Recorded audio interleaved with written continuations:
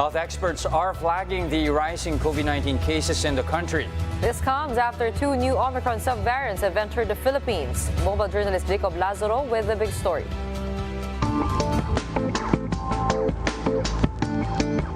The health department confirms that 81 cases of the Omicron XBB subvariant and 193 cases of the XBC subvariant have been detected in the Philippines since Tuesday.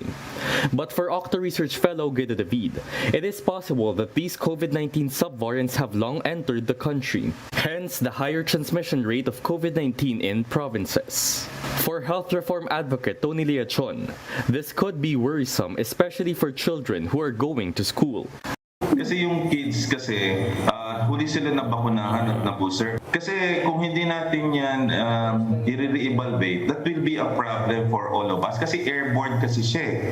But education spokesperson Michael Powa insists full face-to-face classes will resume next month, despite the threats of new COVID-19 subvariants. We will always take our cue from the advice given by the DOH pagdating sa mga health guidelines or any health concerns. To keep Filipinos protected, Dr. Leachon advises the government to suspend the voluntary wearing of face masks and make booster shots mandatory. Leachon says this is necessary because the new XBC subvariant is a combination of the Omicron and Delta variants, which have proven to be infectious and vital. Both XBB and XBC variants also have high immune escape. This means that even those who are vaccinated and have had COVID-19 could get reinfected. In its latest tally, the DOH noted that the ICU bed occupancy in the country remains at 25%, while 33 people have died due to the coronavirus from October 3 to 16. Mobile journalist Jacob Lazaro, we are One News. Now here to share her insights about these new Omicron subvariants in the Philippines, we have with us on the line Dr. Cynthia Saloma, Executive Director of the Philippine Genome Center. Good evening and welcome to the big story, Doc Saloma. What's the likelihood, Doc, that these subvariants have long been spreading in the country earlier than we first detected the XBB and XBC? So thank you very much. Thank you very much for having me here. So we are actually sequencing about 10% of the RT-PCR positive cases in the country, and since June to ito, and we noticed the earliest detection of the XBB variant in Western Visayas was actually on September 20 this year, whereas the XBC variant, the earliest detection was in August 24 in Region 12. And so if you really look at the data that we have from whole genome sequencing, we noticed that the rise of the XBB variant was more noticed about this September. So, and I would like to emphasize also that some of the earlier variants, like B8.2.10, these have been reclassified into the XBB variant. So when we look at the data, the earliest case for XBB was September 24. Doc, given the current healthcare utilization rate, is there a cause for alarm? And what should we watch out for, given that cases in Singapore have been rising because of the XBB variant? Is the same scenario likely here? And what would be, should we be watching out for in the coming months? Also, these variants of concern, kasi all of these are variants of concern, and of course this hybrid XBC is a hybrid of Delta and Omicron, whereas the XBB variant are two BA.2 subvariant hybrids. So these being variants of concern, syempre there is a really increased transmissibility and immunization kasi nakita naman natin some of our cases have actually been vaccinated and boosted, and still they were infected. So this is the very nature of the virus. It keeps on mutating, and it is very, very important for us to remember that these, of course, are airborne viruses. So what makes us, and the cases are relatively milder in terms of clinical presentation. So I think it's very, very important that though these variants, they will keep on coming and coming for as long as there's transmission, but it is also very, very important that we continue our vaccination and, of course, have to wear masks because these are airborne infections.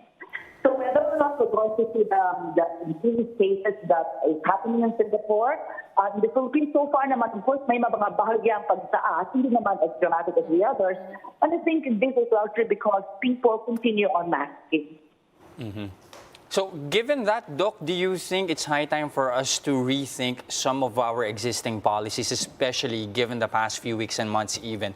We have started easing our restrictions. We're talking about the mask mandate outdoors. At the same time, we are set to implement full face-to-face classes come next month. So are these things that we need to be rethinking about now? I think we still have to proceed. We really have to learn how to live with this virus. As I mentioned, Jester, the virus will continue on mutating for as long as the transmission is ongoing. And marami pa ito, marami pang subvariants and most likely hybrid variants that are coming, and we have to go on with our lives. But at the same time, we have to maintain that we are fully protected. So I do not recommend, for example, that we hold on with these face-to-face classes because the evidence suggests that these viruses and, of course, even these hybrids are actually manageable.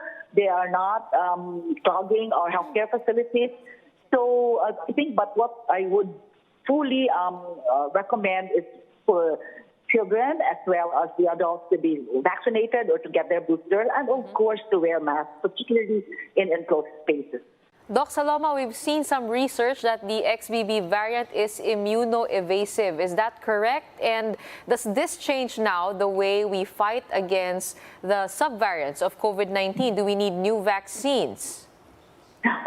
Gretchen, yung immune evasiveness by its very nature, I think all our variants of concern are immune evasive. So nakita naman ninyo, Gretchen, na even if the people have been vaccinated, na-infect pa rin sila. But what is important is they did not develop into severe cases. No, so I think the challenge really in vaccine design is the virus keeps on mutating, and by the time you have a vaccine that is approved for implementation or for distribution, iba na naman ang circulating variant, so we cannot produce vaccines fast enough as the virus mutates. So our dream really, of course, in the future is if our vaccine designers can design a pan-coronavirus vaccine that is more or less resistant to some of the mutations that we see.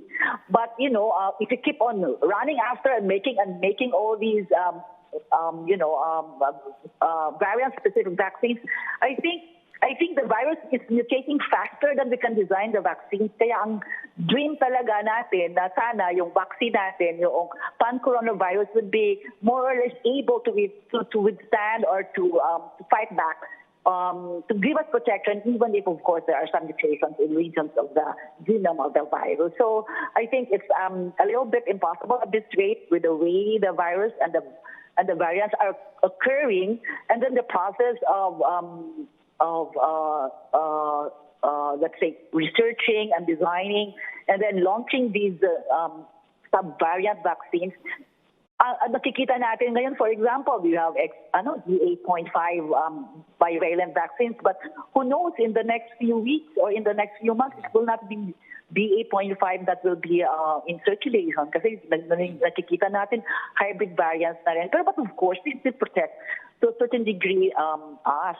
Ang challenge really is, of course, eventually, ang dream natin sana magiging pan-coronavirus vaccine ang ma-design nila so that it will be more resistant, to many variations in the genome of the virus. All right, thank you again for those insights and those updates. Of course, Dr. Cynthia Saloma, Executive Director of the Philippine Genome Center.